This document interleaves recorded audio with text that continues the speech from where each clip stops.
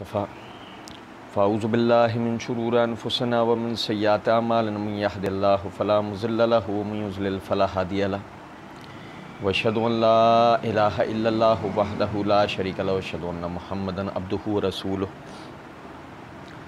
اما بعد فإن خیر الحدیث کتاب اللہ وخیر الہدی ہدی محمد صلی اللہ علیہ وسلم وشر الامور محدثاتها وكل محدثة بدعة وكل بدعة ضلالة وكل ضلالة في النار اعوذ باللہ السمیع العلیم من الشیطان الرجیم من حمدہ ونفخہ ونفسہ بسم اللہ الرحمن الرحیم اللہم صلی علی محمد وعلی آل محمد کما صلیت علی ابراہیم وعلی آل ابراہیم انک حمید مجید اللہم بارک علی محمد وعلی آل محمد کما بارکت علی ابراہیم وعلی آل ابراہیم انک حمید مجید رب اشرح لی صدری ویسر لی امری واحلل عقدۃ من لسانی یفقہوا قولی رب زدنی علما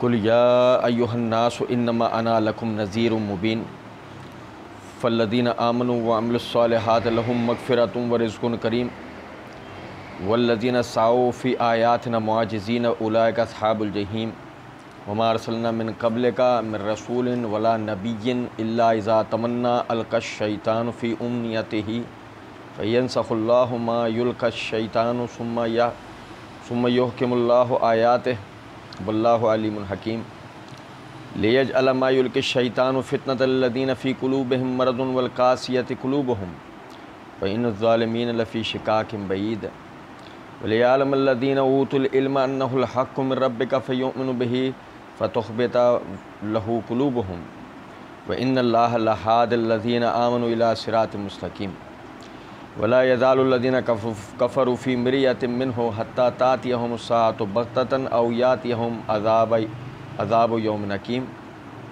الملک یومئذ للہ یحکم بینہم فالذین آمنوا وعملوا الصالحات فی جنات النعیم والذین کفروا وکذبوا بآیاتنا فاولئک لہم عذاب مہین۔ اللہ رب العزت کے فضل و کرم سے آیت نمبر 48 تک پچھلے درس میں ہم نے پڑھا تھا۔ آیت نمبر 48 سے آیت نمبر 57 تک کے آپ بھائیوں کے سامنے پڑھا ہے۔ جیسے کہ ہم پڑھ رہے تھے، اللہ رب العزت نے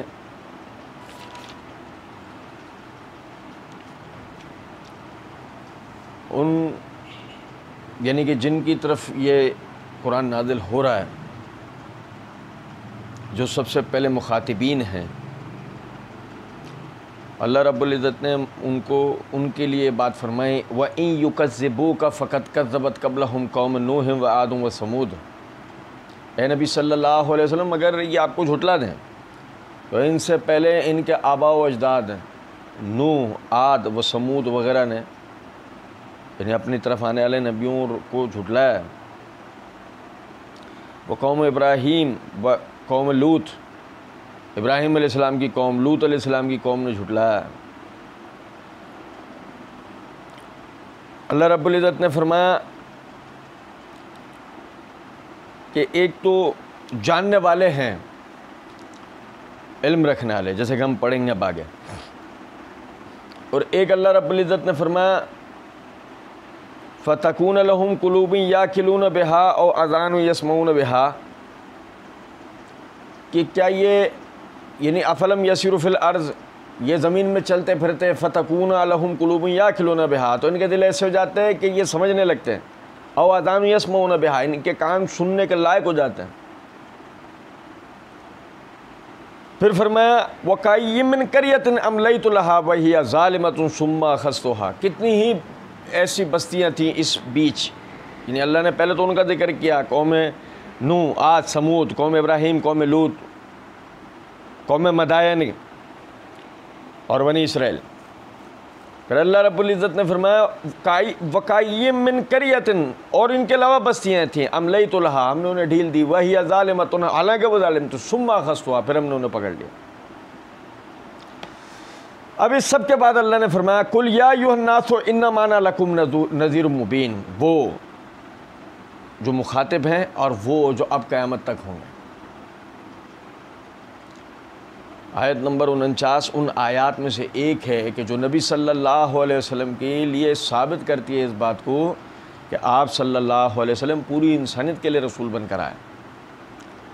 یا ایھا الناس، اے لوگوں، یہ نہیں ہے اے عرب کے لوگوں،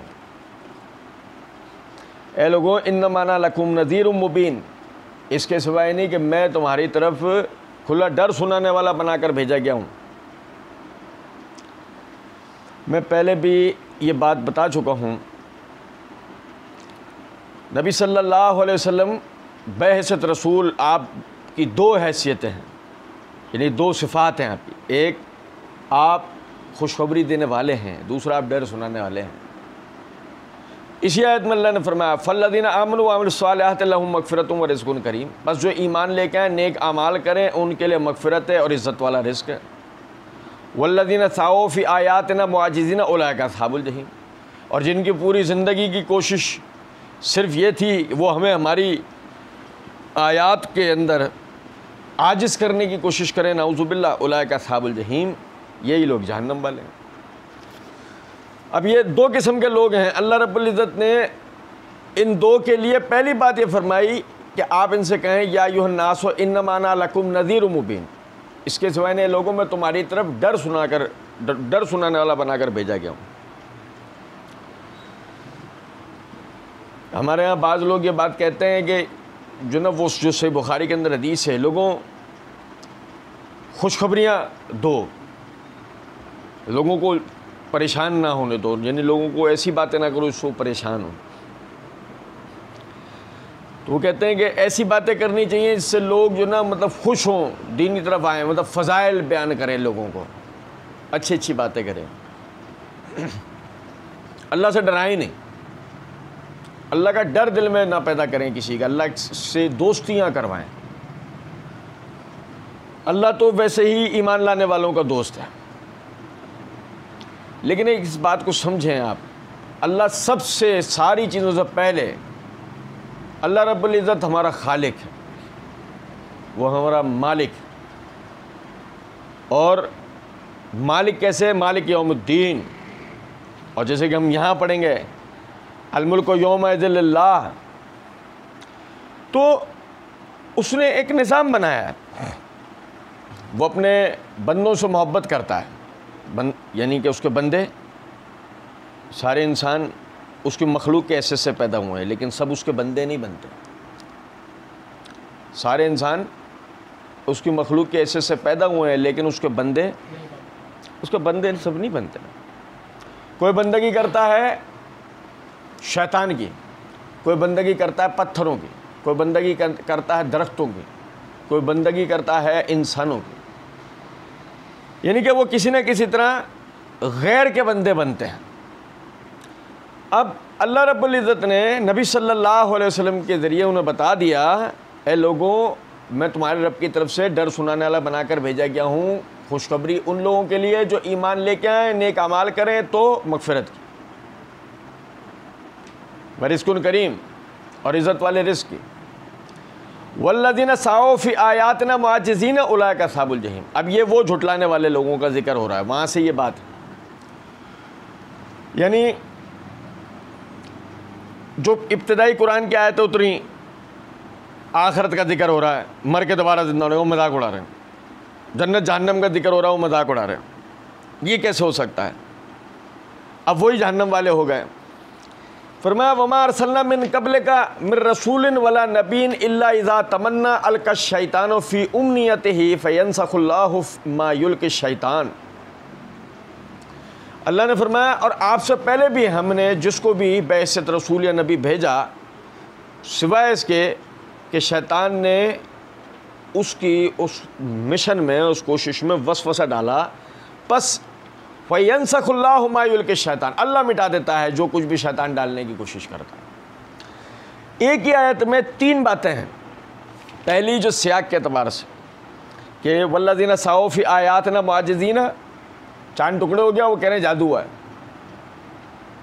ایک دم دماغوں میں کس نے ڈالی؟ ابو جہل نے کمپنی کے شیطان، مر کے دوبارہ زندہ ہوں گے، وہ ہڈیوں کو توڑ کے دکھا رہے ہیں، یہ دیکھو ریزہ ریزہ ہو گئی، یہ تو ریزہ ریزہ ہو گئی، یہ دوبارہ کیسے جڑے گی؟ جوڑو، جو دنیا میں نہیں ہو سکتا وہ آخرت میں کیسے ہوگا؟ بیکار کی بات۔ اب یہ کیا ہو رہا ہے؟ یہ اللہ کی آیات میں اللہ سے مقابلہ کرنے کی کوشش ہو رہی ہے۔ یہ ان کے دماغوں میں کون ڈال رہا ہے؟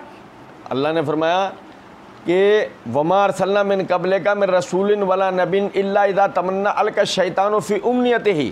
اے نبی صلی اللہ علیہ وسلم، آپ سے پہلے بھی جو رسول یا نبی گیا، اس کے کام میں، اس کے مشن میں، وہ تمنا جو لفظ آ رہا ہے، اس کو وہ آرزو، یعنی کہ وہ محنت جو وہ اپنی امت کے لیے کرنا چاہتا ہے، القى الشیطان فی امنیتہ، اس کو اس آرزو میں شیطان نے وسوسہ۔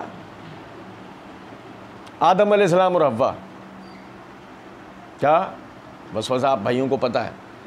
نوح علیہ السلام اور ان کی قوم، اب عذاب آئے گا، کب آئے گا، کب آئے گا، کب آئے گا، کب آئے گا، یہ وسوسہ۔ موسیٰ علیہ السلام کی قوم، کیا ہمارے لیے بھی ایک ایسا الہ مقرر کر دے، گائے کو اپنا الہ بنا رہے ہیں، وہ ان سے ہم میں لڑنے کی طاقت نہیں ہے۔ کون ڈال رہا ہے باتیں؟ یہ مثال دے رہا ہوں میں آپ۔ دوسری بات، اللہ نے فرمایا وَمَا أَرْسَلْنَا مِن قَبْلِكَ مِن رَسُولٍ وَلَا نَبِيٍّ، اور ہم نے آپ سے پہلے کوئی بھی رسول یا نبی ایسا نہیں بھیجا۔ آپ دیکھیں، یہ آیت اس بات کی دلیل ہے، رسول اور نبی الگ الگ ہوتا ہے، رسول اور نبی ایک نہیں ہوتا۔ رسول وہ ہے جس پر اللہ کتاب نازل کرتا ہے، نبی وہ ہے جو اس کتاب کی پیروی کرتا ہے۔ اس کی مثال ایسے ہے، موسیٰ علیہ السلام رسول ہیں، ہارون علیہ السلام نبی ہیں۔ موسیٰ علیہ السلام رسول ہیں، ہارون علیہ السلام نبی ہیں۔ ابراہیم علیہ السلام رسول ہیں، لوط علیہ السلام نبی ہیں۔ صحف ابراہیم و موسیٰ، اللہ قرآن میں کہتا ہے۔ اللہ رب العزت نے نبی صلی اللہ علیہ وسلم کو ایک وقت میں نبی بھی بنایا،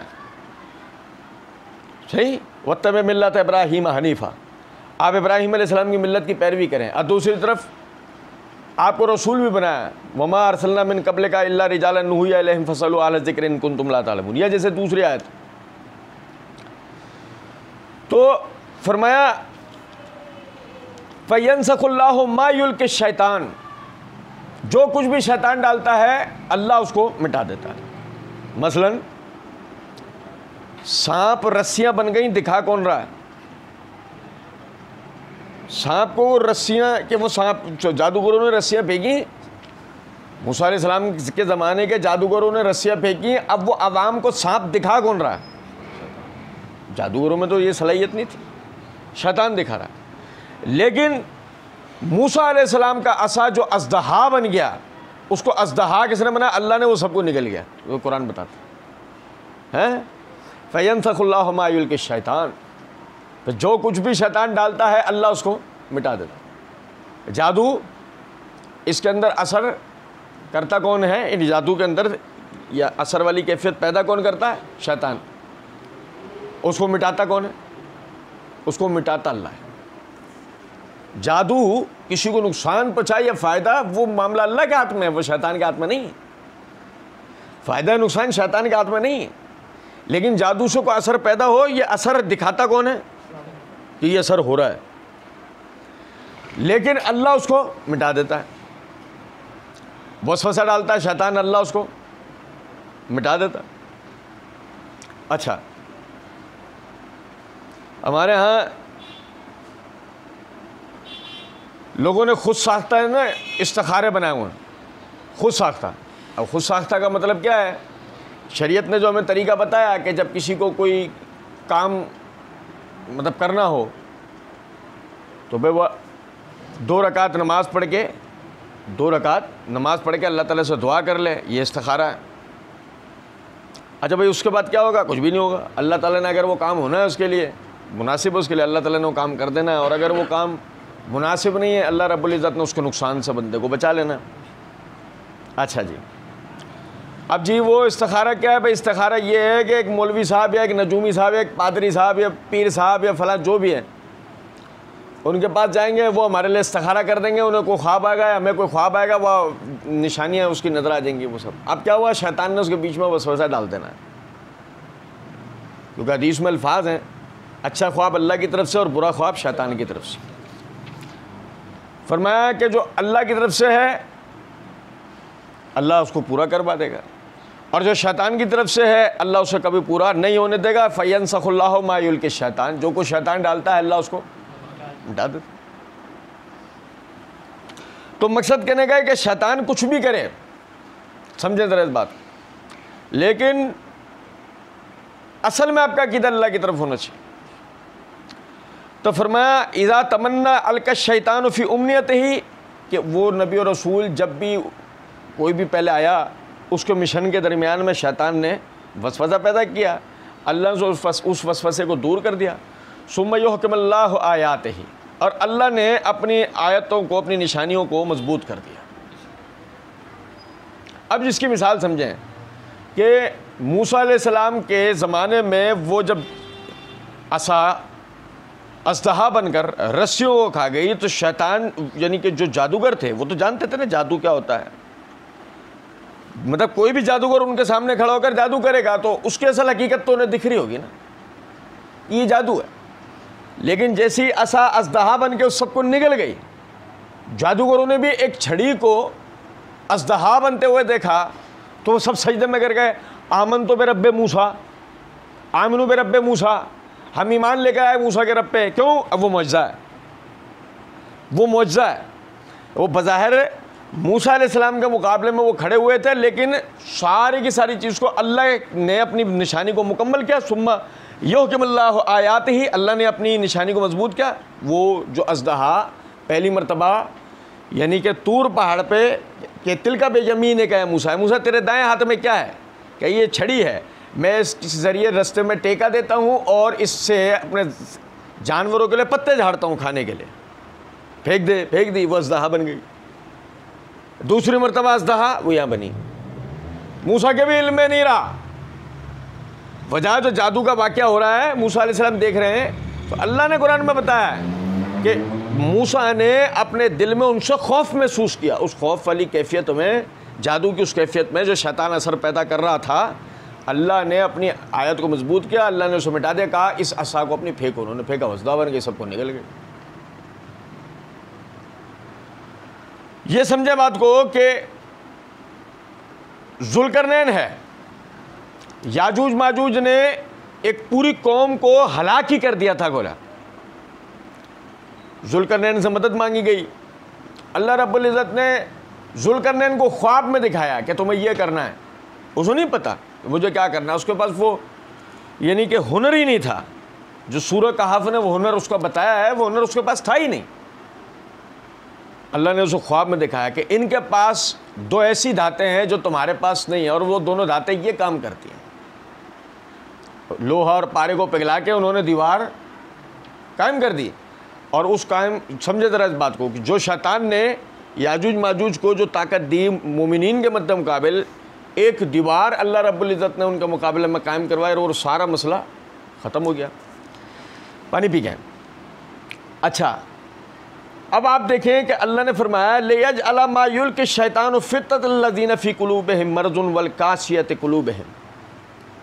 اللہ نے فرمایا لِيَجْعَلَ مَا يُلْقِي الشَّيْطَانُ فِتْنَةً، تاکہ اللہ تعالیٰ جو شیطان نے وسوسہ ڈالا، ما یلقی الشیطان فتنۃ، آزمائش کے لیے، للذین فی قلوبہم، وہ لوگ کہ جن کے دلوں میں مرض، والقاسیۃ قلوبہم، جن کے دلوں میں مرض ہے اور ان کا دل سخت ہو چکے ہیں۔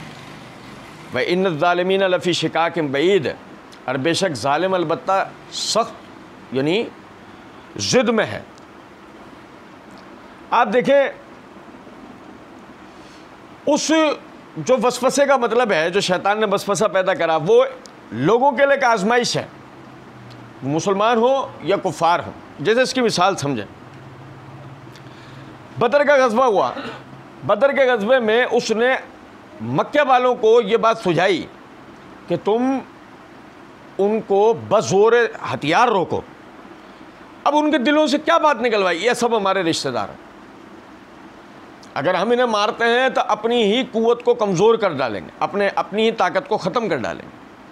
اور دوسری طرف جہاں شیطان انہیں یہ وسوسہ دے رہا تھا، وہاں صلح حدیبیہ کے وقت نبی صلی اللہ علیہ وسلم اور آپ کے صحابہ وہ یہی کرنے جا رہے تھے کہ اگر وہاں لڑائی ہو جاتی تو اس لڑائی کے نتیجے میں وہ اپنے رشتہ داروں کو قتل کر ڈالتے ہیں، مگر اللہ نے وہاں پہ ان کو یہ بات سمجھائی کہ تمہیں صلح کر لینی ہے، اپنے والوں سے لڑنا نہیں، اپنے والوں سے مقابلہ نہیں کرنا ہے۔ تو لیجعل ما یلقی الشیطان فتنۃ، شیطان کا اس وسوسہ دینے کا مطلب ہی فتنہ کرنا تھا کہ وہ فتنہ ہو جائے، کسی نہ کسی طرح ہلاکت ہو، کہ ان کے لیے للذین فی قلوبہم مرض، جن کے دلوں میں مرض ہے۔ اچھا، وَإِنَّ الظَّالِمِينَ لَفِي شِقَاقٍ بَعِيدٍ، اور جو ظالم ہیں ان کا مسئلہ سب سے بڑا کیا ہے؟ وہ ضد کرتے ہیں، انا، تعصب، آج بھی ہوتا ہے۔ کیفیت یہ ہے، حق بات لوگوں کے سامنے آ چکی ہوتی ہے، قرآن حدیث صحیح بات لوگوں کے سامنے آ چکی ہوتی ہے، مگر اس کے بعد بھی ان کو قرآن اور حدیث کو تسلیم کرنا گویا اپنی ناک نیچ ہو جانا، اپنی عزت کم ہو جانا لگتا ہے۔ ان کو ایسا لگتا ہے کہ ہمارے باپ دادا کی بے عزتی ہو جائے گی، ہمارے مولوی صاحب کی بے عزتی ہو جائے گی، ہمارے فرقوں کی بے عزتی ہو جائے گی۔ آپ سمجھیں اس بات کو، فَلِلَّهِ الْعِزَّةُ جَمِيعًا، عزت تو سب کی سب اللہ کے لیے، ہماری آپ کے لیے تھوڑی ہے۔ نمبر ایک۔ نمبر دو، اس بات کو سمجھنا چاہیے کہ دین اللہ کا ہے، عوام کا نہیں ہے، باپ دادا کا نہیں ہے، مولوی صاحب کا نہیں ہے۔ تو اللہ کا نازل کردہ دین ہے، وہ کتاب و سنت نے بیان کرا ہے۔ آپ نے کتاب و سنت کو پڑھنا ہے، اس دین کو اختیار کرنا ہے، اس کے مطابق عمل کرنا ہے، اسی کے آگے لوگوں کو دعوت دینی ہے۔ فرمایا وَلِيَعْلَمَ الَّذِينَ أُوتُوا الْعِلْمَ أَنَّهُ الْحَقُّ مِن رَبِّكَ، بڑی پیاری آیت۔ اللہ رب العزت نے فرمایا وَلِيَعْلَمَ الَّذِينَ أُوتُوا الْعِلْمَ أَنَّهُ الْحَقُّ مِن رَبِّكَ فَيُؤْمِنُوا بِهِ،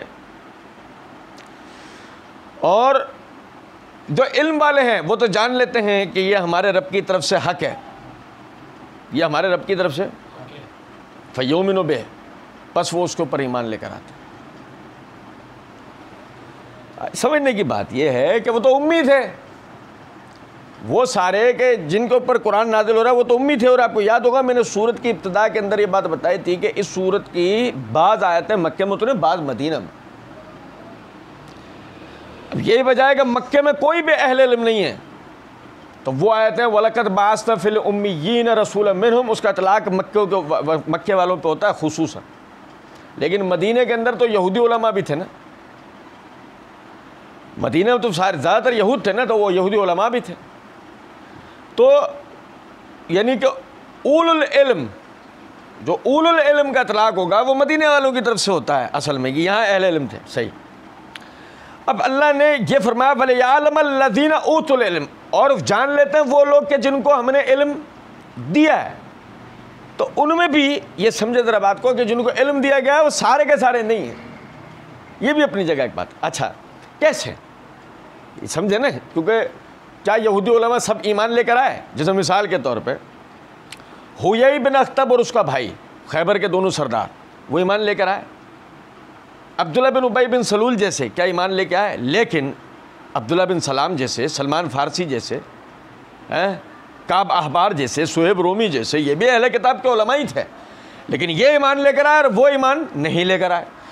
دونوں علماء ہیں، ایک طبقہ ایمان لاتا، کتاب دونوں نے وہی پڑھ رکھی ہے، توریت انجیل دونوں نے پڑھ رکھی ہیں، ایک طبقہ ایمان لاتا ہے، ایک ایمان نہیں لاتا، کیونکہ اصل میں بات ہی نہیں کہ علم والے کے اندر بھی فرق ہوتا ہے۔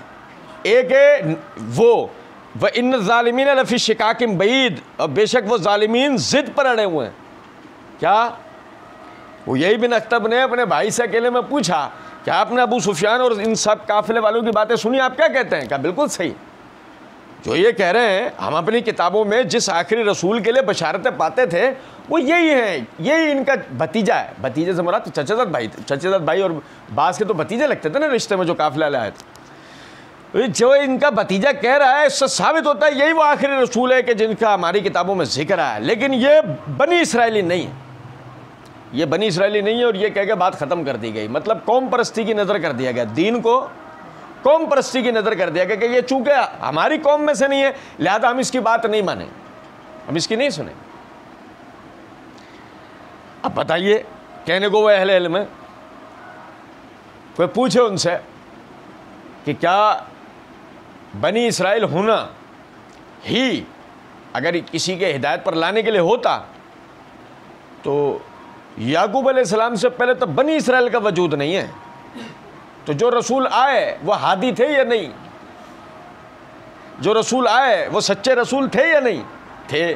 عرب تھے، ہاں۔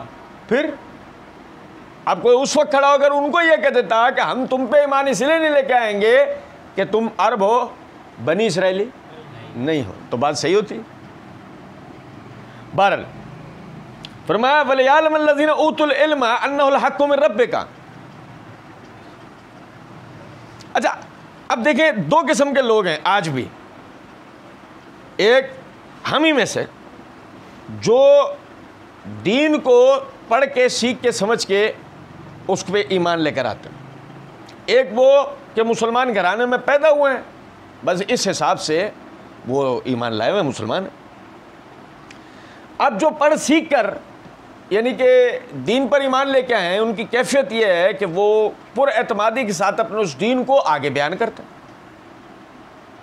کیونکہ سمجھیں ذرا اس بات کو، ان کا وہ مسلمان کیوں ہے ان کو پتہ لگ گیا ہے، لیکن جو اپنے آباء و اجداد کی طرف سے مسلمان ہیں وہ وہی جو رمضان میں جو قرآن ختم کر رہے ہیں، تو کیفیت ان کی یہ ہے وہ مسلمان کیوں ہیں ان کو پتہ ہی نہیں ہے،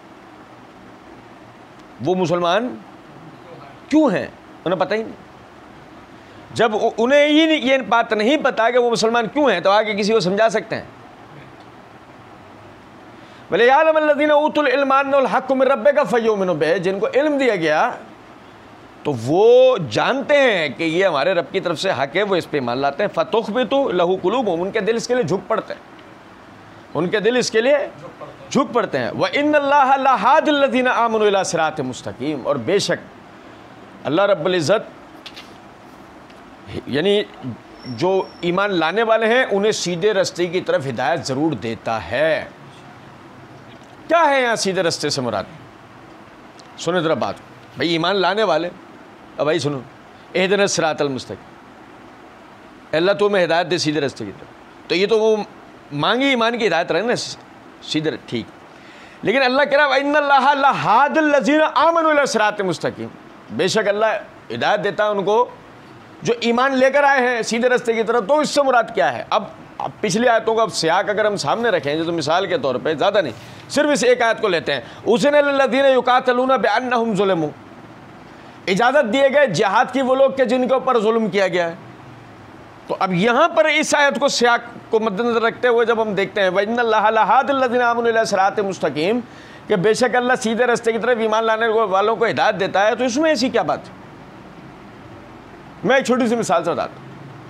آج کے زمانے میں ہم اسرائیل پہ حملہ کیوں نہیں کرتے؟ وَإِنَّ اللَّهَ لَهَادِ الَّذِينَ آمَنُوا إِلَىٰ صِرَاطٍ الْمُسْتَقِيمٍ، بے شک ایمان لانے والوں کو اللہ سیدھے راستے کی طرف، یعنی کہ اگر آپ کتاب و سنت کے بارے میں اس طریقے سے پڑھیں سمجھیں اور اس کے مطابق سیکھیں سمجھیں تو آپ کو پتہ لگے گا آپ کا ملک اسرائیل پر حملہ کیوں نہیں کر رہا ہے۔ چھوٹی سی بات بڑی عجیب لگتی ہے، لیکن اگر پچھلے سیاق کے اعتبار سے دیکھا جائے کہ جو آیت ہم پیچھے سے پڑھتے ہوئے آ رہے ہیں وہ اہل فلسطین کے لیے فرشتے کیوں نہیں اتر آتے؟ اہل فلسطین پہ بھی تو ظلم ہو رہا ہے نا، وہ جو ان کے اوپر جو جیٹ طیارے بمباری کر رہے ہوتے ہیں فرشتے کیوں نہیں تھام لیتے ہیں ان کو؟ چلو مسلم امت تو مدد کے لیے نہیں جا رہی ہے، فرشتے ہی اتر جائیں اللہ کی طرف سے مدد کے لیے، کوئی تو بات ہوگی نا۔ تو اس بات کو سمجھیں، بہت ساری چیزیں ایسی ہیں میرے بھائی کہ جن میں ہم صرف پروپیگنڈوں کی پیروی کرتے ہیں، وہ جو حقیقت ہمارے دین نے بیان کی ہے ہم اس کی پیروی نہیں کرتے۔ ہمیں اس بات کو سمجھنا چاہیے کہ جن چیزوں کا تعلق ہمارے دین سے اس کو سب سے پہلے دین کی نگاہ سے دیکھا جاتا ہے، سیاسی یا جذباتی نگاہ سے نہیں دیکھا جاتا۔ صحابہ کرام رضوان اللہ علیہم اجمعین ہمارے سامنے زندہ مثال ہیں۔ اگر اسی سیاق کی روح سے ہم دیکھیں تو جب انہیں کہا گیا کہ 2 میں سے ایک قافلوں کا تم سے وعدہ ہے، جب وہ وہاں پہنچتے ہیں تو انہیں تجارتی قافلہ نہیں ملتا، انہیں جہادی جنگی قافلہ ملتا ہے۔ جب جنگی قافلے سے لڑنے کا ان کا معاملہ ہو تو انہیں لڑنے کے لیے ہتھیار نہیں ہوتے اور لڑتے ہیں اور جیتتے ہیں۔ جب صلح حدیبیہ ہوا تو بظاہر وہ عمرے کی نیت سے نکلے تھے اور بظاہر یہ دکھایا گیا تھا کہ تم عمرہ کرو گے، لیکن کس سال کرو گے یہ دکھایا نہیں گیا تھا، وہ نکل گئے۔ اور وہاں پہنچنے کے بعد جو حالات ہوئے تو بظاہر عمر رضی اللہ تعالیٰ نے جیسے کہ منہ سے بات نکلی اللہ کے رسول کیا ہم حق پر نہیں ہیں، ہم ان سے صلح کیوں کر رہے ہیں؟ اب بظاہر دیکھا جائے تو کفار سے صلح والا معاملہ ایک مومن جو ایک دین کے لیے جذبہ رکھتا ہے اس کو نہیں سمجھ میں آئی بات، لیکن 1 سال ہی نہیں گزرا تھا اس صلح کے فوائد نظر آنا شروع ہو گئے۔ تو بہت ساری چیزیں ایسی ہیں کہ جن کو آپ سیاسی یا جذباتی نگاہ سے نہیں دیکھ سکتے، ان کے لیے آپ کو سب سے پہلے دین کی نگاہ استعمال کرنا ضروری ہے، لیکن وہ دین کی نگاہ کہاں سے آئے گی؟ مسئلہ سارا یہ کہ اسے تو آپ پڑھ سکتے نہیں ہیں، اسے تو آپ سمجھتے نہیں۔ آپ دیکھیں پچھلے رمضان میں آپ نے رمضان کے مسائل سیکھے تھے، تو اس رمضان میں کیا سیکھا؟ رمضان کے مسائل۔ پچھلی بقرعید پہ بقرعید کے مسائل سیکھے تھے، ہاں تو اس بقرعید پہ کیا سیکھا؟ بقرعید کے مسائل۔ پچھلے محرم پہ وہی کربلا ہو رہی تھی، تو اس محرم پہ کیا ہوئی؟ وہی کربلا۔ آپ ان سب چیزوں سے باہر تو ہیں، بقیہ تو دین باقی ہے، اسے کب سیکھیں گے؟ تو وہی بات ہے، ہم ہی نہیں سیکھنا چاہتے تو علماء بھی بیان نہیں کرتے۔ فرمایا وَلَا يَزَالُ الَّذِينَ كَفَرُوا فِي مِرْيَةٍ مِّنْهُ حَتَّىٰ تَأْتِيَهُمُ السَّاعَةُ بَغْتَةً أَوْ يَأْتِيَهُمْ عَذَابٌ يَوْمٍ عَقِيمٍ۔ فرمایا وَلَا يَزَالُ الَّذِينَ كَفَرُوا فِي مِرْيَةٍ مِّنْهُ، اور ہمیشہ رہیں گے وہ لوگ جنہوں نے کفر کیا شک میں اس سے، حَتَّىٰ تَأْتِيَهُمُ السَّاعَةُ بَغْتَةً أَوْ يَأْتِيَهُمْ عَذَابُ يَوْمٍ عَقِيمٍ۔ عقیم یعنی سمجھے ذرا اس بات کو، نحوست والا دن۔ کون سا دن؟ بڑی عجیب بات ہے، اللہ تعالیٰ نے قیامت کی ایک صفت یہ بھی بیان کر رکھی ہے، یوم عقیم۔ آپ دیکھیں نا، سمجھیں ذرا اس بات کو، ایک ایسا دن کہ جس میں باپ آپ کے کام نہیں آ پا رہا، ماں آپ کے کام نہیں آ پا رہی، اولاد آپ کے کام نہیں آ پا رہی، دوست آپ کے کام نہیں آ رہے، رشتہ دار، بیوی، بچے، کوئی بھی آپ کا کام نہیں آ پا رہا۔ آج مال کمایا کہاں ہے؟ کچھ بھی نہیں، ضائع، کوئی چیز آپ کے پاس، مطلب قبر سے اٹھیں ننگے،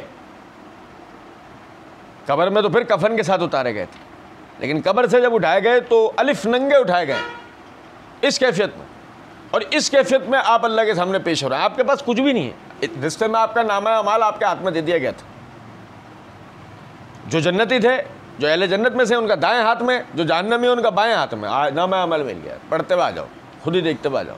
نامہ اعمال ایسا ہے جن میں ویڈیوز ہیں، جن میں آڈیوز ہیں، خود ہی دیکھتے جاؤ، اپنے سارے سین خود ہی دیکھتے ہوئے جاؤ، ساری آڈیوز اپنی خود ہی سنتے ہوئے جاؤ، کہاں کیسے آپ نے کیا کیا تھا، کہاں کیسے آپ نے کیا بولا تھا، سب کچھ دیکھتے ہوئے جاؤ۔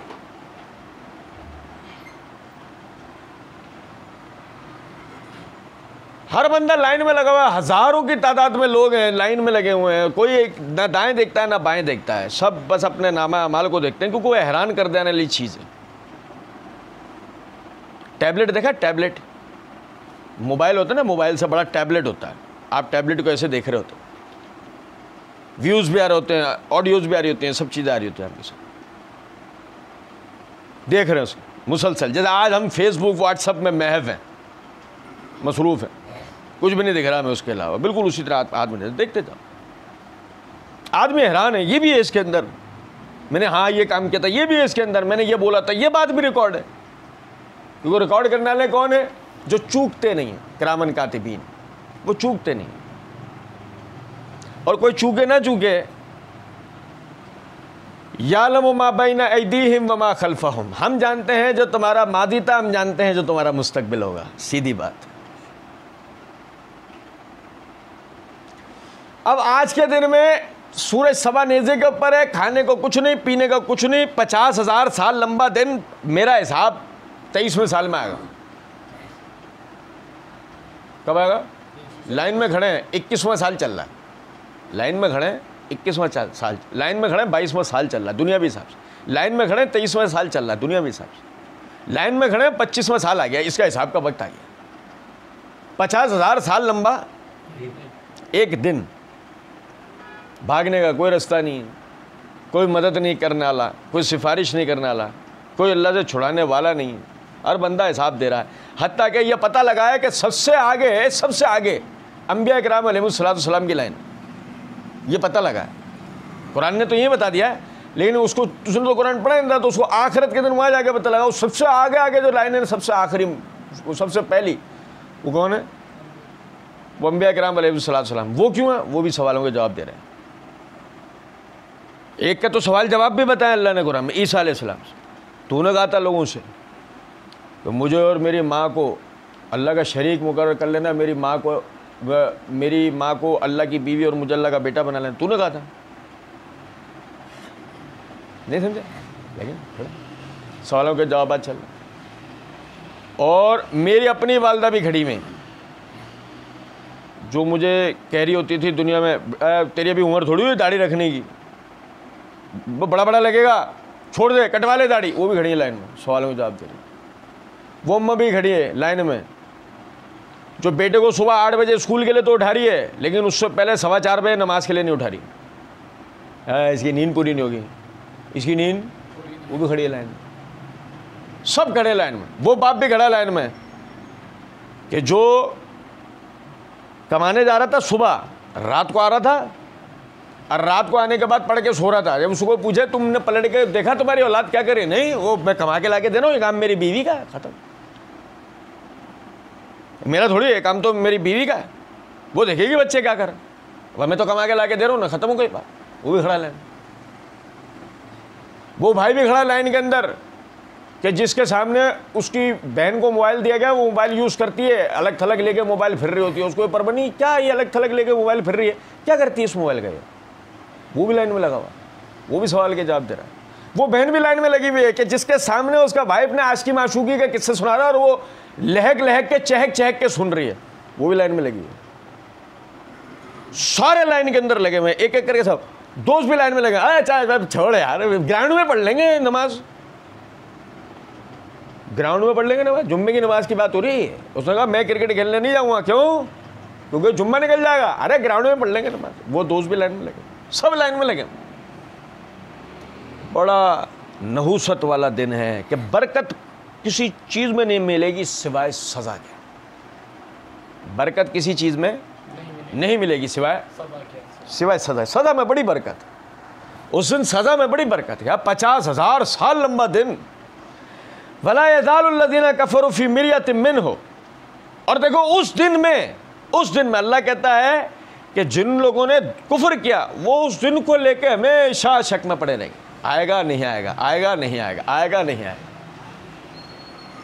آخرت کے حوالے سے شک کرنے والی کی یعنی آخرت کے حوالے سے شک کرنے والا علامت ہے اس بات کی اس کے دل میں کفر ہے. اس کے دل میں حتی تاتیہم الساعۃ بغتۃ او یاتیہم عذاب یوم نکیم. یا تو اچانک اس کے اوپر وہ قیامت ہی آ جائے یا اس کے اوپر منحوس دن کا عذاب آ جائے. اچھا وہ دن الملک یومئذ للہ. دن کون سا ہے؟ الملک یومئذ للہ. یہ وہ دن ہے جس میں بادشاہت صرف اور صرف کس کے پاس ہے؟ آپ کو پتہ ہے اللہ کہتا ہے وَلِلَّهِ مُلْكُ السَّمَاوَاتِ وَالْأَرْضِ وَمَا بَيْنَهُمَا.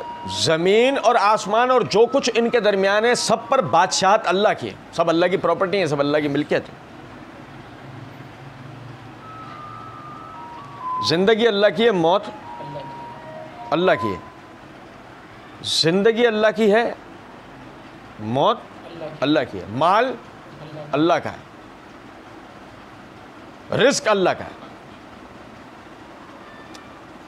انسان کا وجود ملکیت ہے، جسم آپ کا وجود یہ پراپرٹی ہے اللہ کی.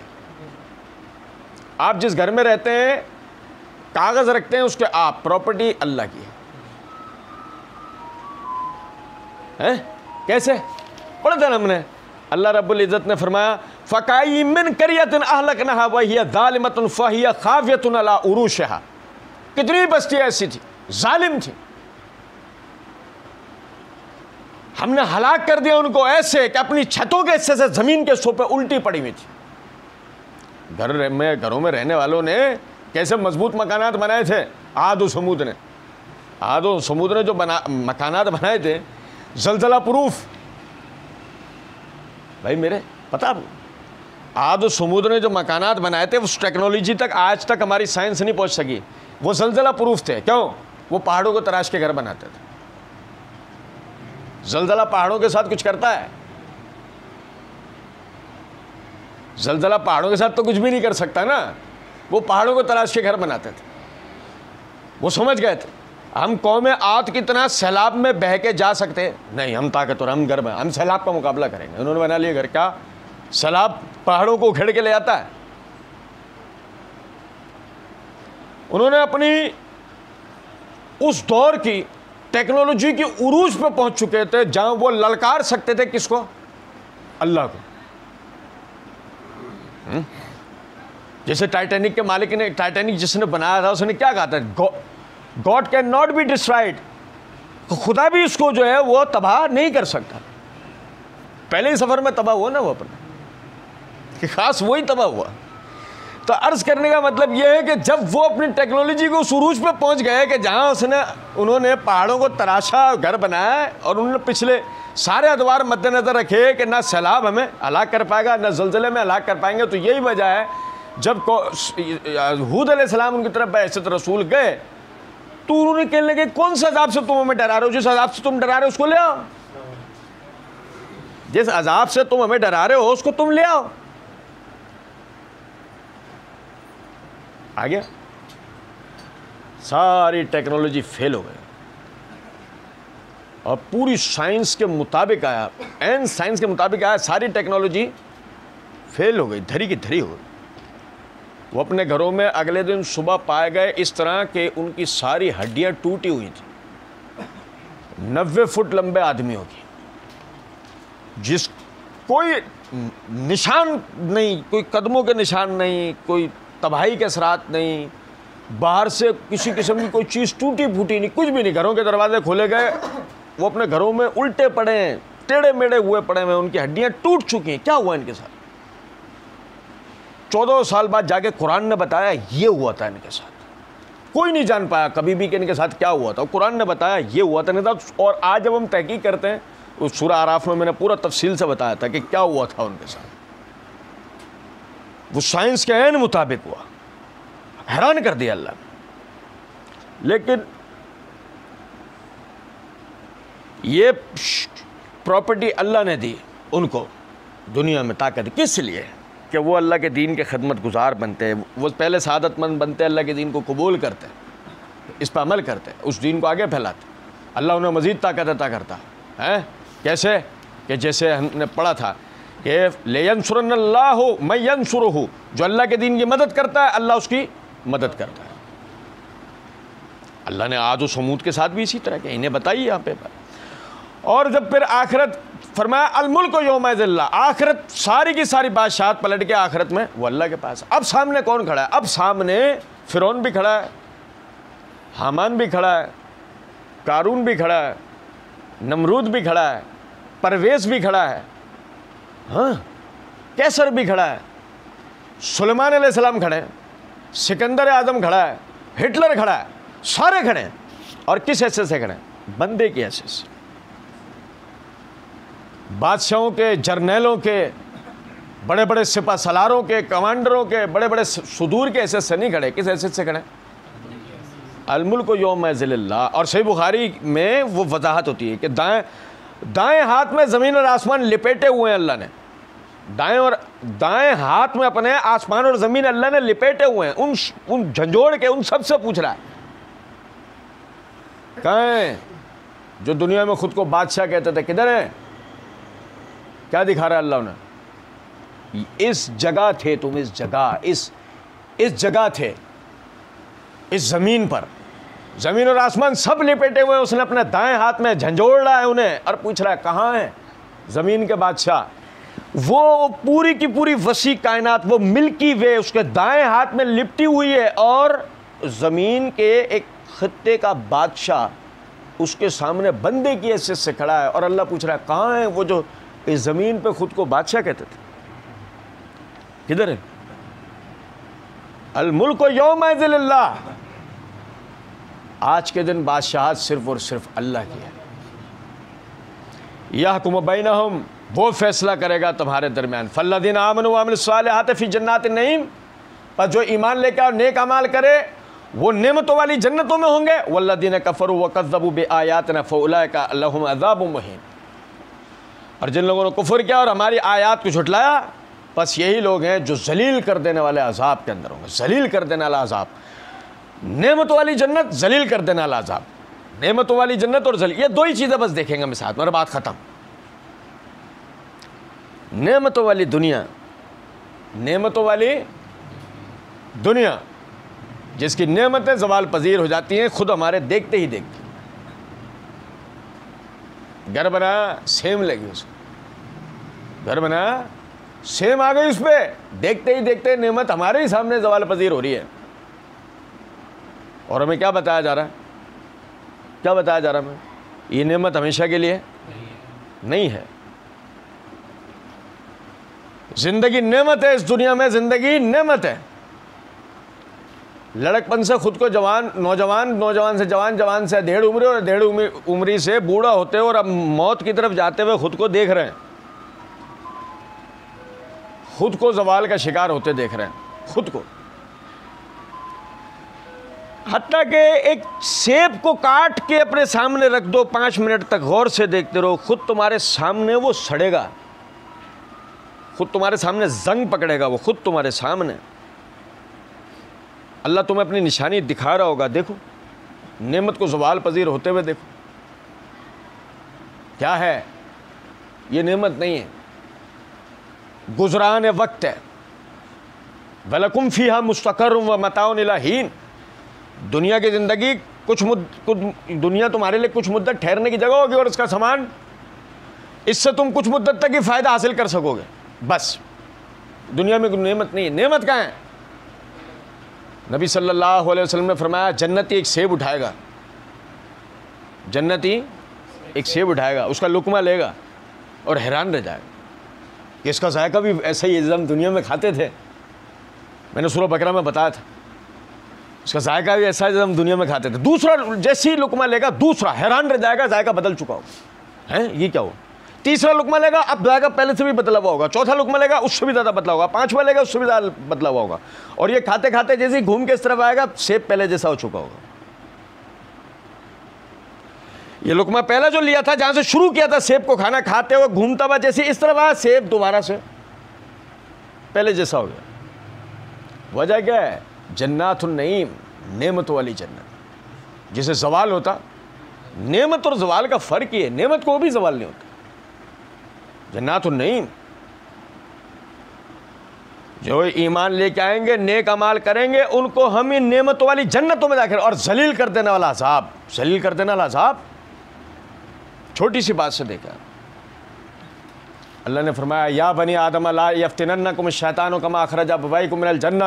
اے آدم کے بیٹو, شیطان تم اس طرح فتنے میں مبتلا نہ کر دے جیسے اس نے تمہارے باپ آدم کو فتنے میں مبتلا کر دیا تھا.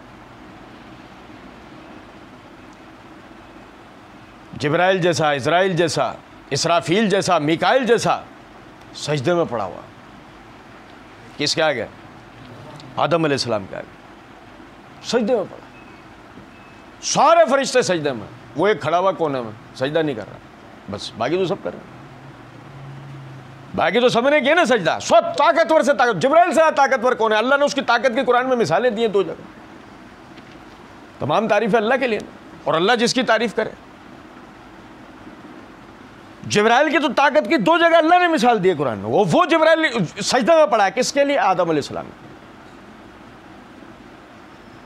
جہنم کے جلاد فرشتے کے کوڑے کی مثال دی گئی ہے حدیث کے اندر, کہ مشرق سے لے کے مغرب تک کا کوڑا ہے اس کا.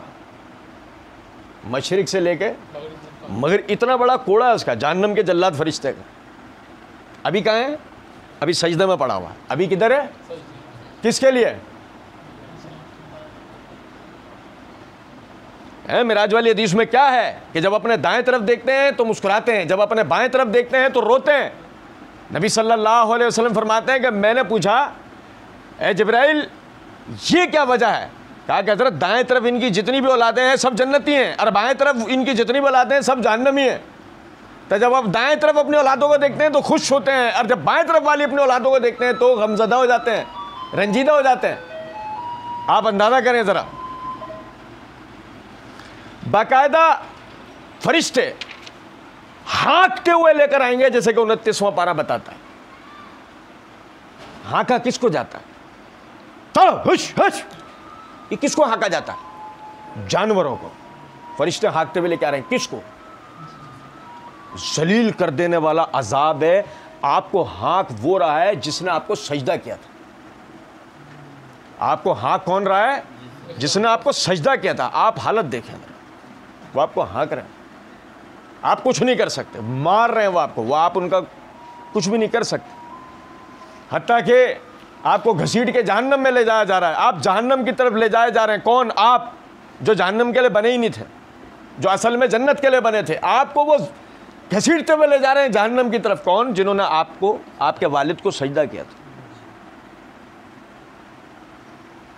والذین کفروا وکذبوا بآیاتنا فاولئک لهم عذاب مہین۔ اور جن لوگوں نے کفر کیا اور ہماری آیتوں کو جھٹلایا، ان کے لیے ذلیل کر دینے والا عذاب۔ کھڑے ہیں، دنیا میں بڑے امیر کبیر تھے، دنیا میں بڑے عزت والے مانے جاتے تھے، لوگ ان کی بڑی تعریف کرتے تھے، آج کھڑے ہیں، فرشتے کوڑے مار رہے ہیں، پانی پیو گے؟ فرشتے پوچھ رہے ہیں پانی پیو گے؟ پڑھا نا ہم نے پیچھے، پانی پیو گے؟ کہ پانی پلا، کیوں نہیں؟ پانی دے دیا، جیسی پیا ہو کھولتا ہو پانی، آتے پھاڑتا ہوا باہر آئی، ذلیل کر دینے والا۔ دنیا میں کہیں کھڑے ہو جاتے تھے تب منرل واٹر کی بوتلیں حاضر ہو جاتی تھی، وہ عزت تھی ان کی، اور آج کیفیت کیا ہے؟ پانی پیو گے؟ اندازہ کریں، یہ وہ ہیں کہ جو ان سے بات کرنے کی جرت نہیں رکھتے تھے، یہ فرشتے انسانوں سے بات کرنے کی جرت نہیں رکھتے تھے، آپ سمجھو ذرا بات، لیکن آج وہ بات نہیں کر رہے، آج وہ ذلیل کر رہے ہیں۔ وجہ کیا ہے؟ جو عزت آپ کو ملی ہے اسلام سے ملی ہے، گو اگر آپ نے اسلام کو چھوڑ دیا، آپ دنیا میں بھی ذلیل ہوں گے اور آخرت میں بھی رسوا اور خوار ہوں گے۔ انسان ہونے کی حیثیت سے آپ کی اپنی ذاتی کوئی عزت نہیں ہے۔ میں عموماً ایک بات کہا کرتا ہوں، انسانیت کوئی چیز نہیں ہے اگر آدمی مسلمان نہ ہو، کیونکہ آپ کو آپ کے یہ انسانی اخلاق و آداب سکھائے ہی اسلام نے ہیں۔ اگر آپ مسلمان ہی نہ ہو سکے تو آپ ایک اچھے انسان کیسے بنیں؟ یہ بکواس اور بیکار بات ہے۔ آپ نفس کے پجاری بن سکتے ہیں، آپ نفس کے بندے بن سکتے ہیں، آپ کچھ بھی ہو سکتے ہیں، آپ انسان نہیں بن سکتے۔ اس لیے ہم میں سے ہر ایک بھائی کی ذمہ داری ہے، دین کو پڑھیں، اپنی زندگی دین کے مطابق بنائیں۔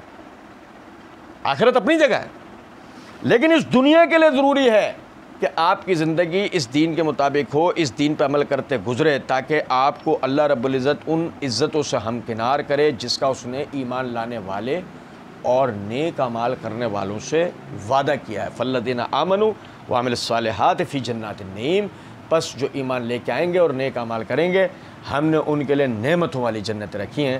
اللہ رب العزت سمجھنے اور عمل کرنے کی توفیق دے۔ وما علینا الا البلاغ۔